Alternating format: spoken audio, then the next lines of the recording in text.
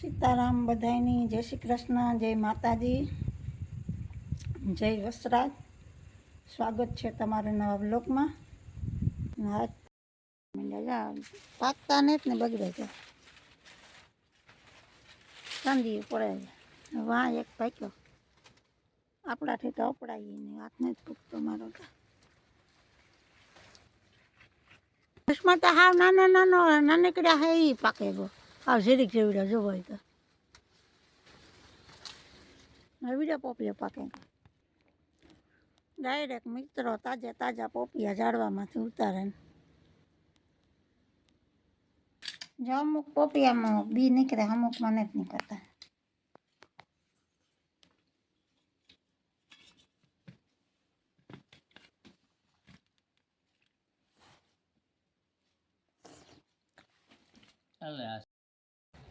આપણે મિત્રો આજે ટ્રેક્ટરને બધી સર્વિસ કરવાની હે, આખું ખોલવાનું હે.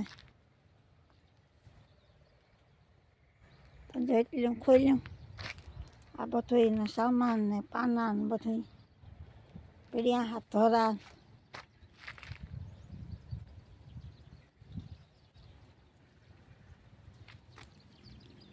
કારીગર ઘરના હે એટલે ઉપાધિ નથી, લગભગ ઘેરની ઘેર બધું થઈ જાય. કારીગરને બોલાવવા નહીં પડે અને ગેરેજ આપણે ટ્રેક્ટર નહીં લઈ જવું પડે 100%.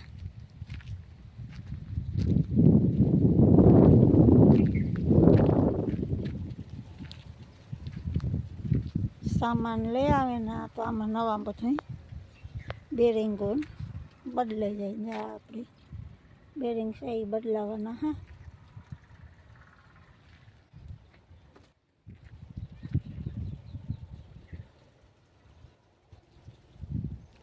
બાકી ટ્રેક્ટરમાં આજે કંઈ વાંધો નથી. થોડું આમાં કર્યા રાખીએ ને આપણે તો ટ્રેક્ટર આપણું વાહન છે ને એવું ને એવું રહે. બાકી તો આ સારું જ હતું, આ કંઈ ખોટકાણું કે ને સારું જ હતું. પણ થોડું આમાં જરાક ખરાબ કંઈ વસ્તુ થઈ હોય તો નવી નાખ્યા રાખીએ તો આપણું વાહન બીજું કંઈ બગડે નહીં અને એવું ને એવું રહે ને. કે એકને કારણે પછી આખું બગડે, બીજું બગડે એટલે ત્રીજું બગડે. પછી ટ્રેક્ટર થતું જાય ભંગાર કાયમથી કાયમ. તો આપણું ટ્રેક્ટર મસ્ત એવું ને એવું રહે, નવું. હજી કાંઈ ટ્રેક્ટરમાં ટોસો નથી થયો. એવું ટ્રેક્ટર હે નવું. ક્યાંય કલર પણ નથી ઉખડ્યો કે નથી કાંઈ કાટનો દાગ. થાય કે એને કાલે જ છોડાયું એવું મસ્ત હે. હાસવાણ એવી છે ને એટલે ટ્રેક્ટરમાં કાંઈ દાગ નથી થયો છે.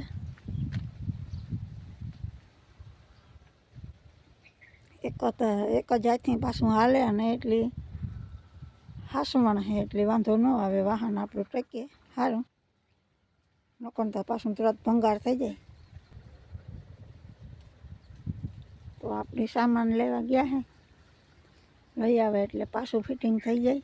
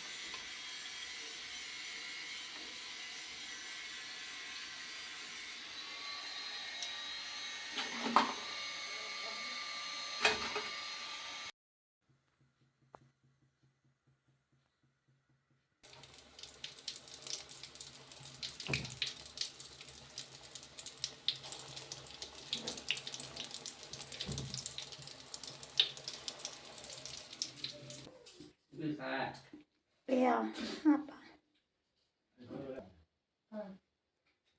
તો મજાના ભજીયા બને મેથી